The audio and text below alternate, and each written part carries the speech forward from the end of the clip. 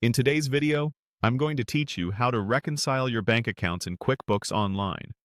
Reconciling is the process of comparing what's in QuickBooks to what appears on your bank statement, so your books reflect reality. It helps catch duplicates, missed transactions, or timing differences, and keeps your reports accurate. To get started, open QuickBooks online and log into your company account. From the left-hand menu, select Accounting, then choose Reconcile. This opens the dedicated reconciliation tool built for matching your records to your bank. If your bank is connected to QuickBooks, many transactions will already be in the list. If not, you can still reconcile using the paper or PDF statement you received. Next, pick the bank account you want to reconcile from the drop-down. Make sure you select the exact account that corresponds to the statement you're using. Now enter the ending balance shown on your bank statement, including cents, and type the ending date exactly as printed on the statement. If you see a field for beginning balance and it isn't filled in automatically, enter the beginning amount from that same statement. If it looks off, it usually means a prior month isn't reconciled or a change was made later, so double-check before continuing. When those fields look right, click Start Reconciling.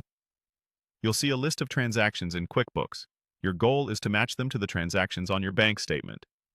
Go line by line. Compare the date, payee or description, and the amount.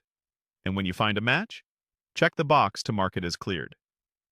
It's normal for some items to be missing because they haven't cleared the bank yet. Leave those unchecked for this period. Sorting by date or amount can help you work more efficiently, and small batches make it easier to stay organized. Keep an eye on the difference shown at the bottom of the screen. You're aiming for 0.00. If the difference isn't 0, look for common causes like a transaction recorded with the wrong amount, a duplicate entry, a missing item from your books, or a date that places a transaction in the wrong period. Work methodically until the difference reaches 0. Once everything is matched and the difference reads 0.00, click Finish Now or Done to complete the reconciliation. This locks in the period so your reports tie to the bank statement.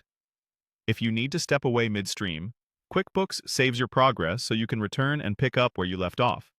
After finishing, keep a copy of the bank statement with your records for audit readiness. If this video helped, please like, subscribe, and share. Thanks for watching.